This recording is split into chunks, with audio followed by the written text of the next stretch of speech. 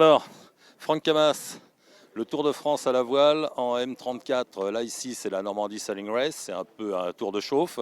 Mais le Tour de France à la voile, c'est pour bientôt à bord d'un M34. Ça change des bateaux de la Volvo Race.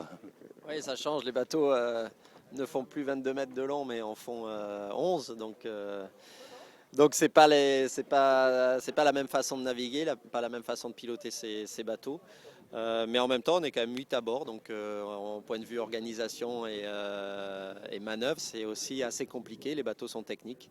On est souvent sur le fil du rasoir et il faut rester concentré. C'est pointu comme bateau. Ouais, c'est pointu, c'est des bateaux qui sont pas larges et du coup assez instables par moment, notamment dans la brise. Au portant, voilà, on est jamais loin de la sortie de piste et il faut faire attention. Alors, c'est quand même moins rapide. Ça vous manque pas un peu les pointes de vitesse?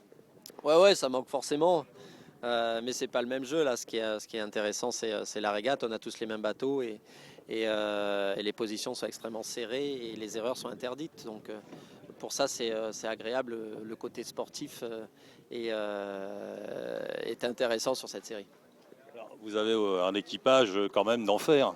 Ouais, y a des gens qui viennent de la Volvo, de la campagne Groupama. Il y a des équipiers qui ont plus spécialistes du Tour de France à la voile et qui ont gagné des Tours de France à la voile.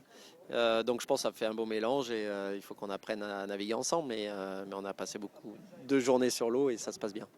Alors, le Tour de France, on voit déjà un peu la hiérarchie qui s'établit ici au Havre, à la Normandie Sailing Race. Hein. On voit Daniel Souben, on voit vous évidemment, et puis Thomas Coville sur Sodebo et vous sur Groupama bien évidemment. Ouais, il y a ces trois bateaux-là qui sont depuis le début de saison assez présents et qui ont trusté le podium de chaque épreuve. Après, il y a d'autres bateaux, il y a les Omanais, il y a Bretagne aussi avec Nicolas Troussel qui pointe le bout de leur nez, qui sont capables de gagner des manches. Après, tout va jouer sur la constance d'un mois de course. Alors, ce bateau, on le regarde.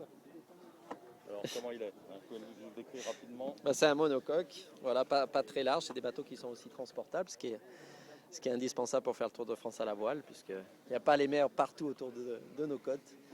Et voilà, un bateau assez toilé, hein, qui marche bien dans du petit temps notamment, avec un très très grand spi. Et voilà, il faut tenir à 8 sur un cockpit qui est pas si étendu que ça. Et des fois, on se donne un peu des coups de coude. Alors, émotion garantie. Hein. Émotion garantie, bon, il faut 20-25 nœuds de vent pour que ça aille vite, ça plane. Et dans ces cas-là, c'est assez sympa. Voilà. Sympa, bon bateau. Donc, belle perspective de course un peu plus tard dans l'année, dans le mois de juillet, sur les côtes de France. Ouais, dans le mois de juillet, on va partir donc de Dunkerque fin juin, en même temps que le Tour de France cycliste. Et puis un mois après, j'espère qu'on sera tous là à Marseille pour l'arrivée. Merci Franck.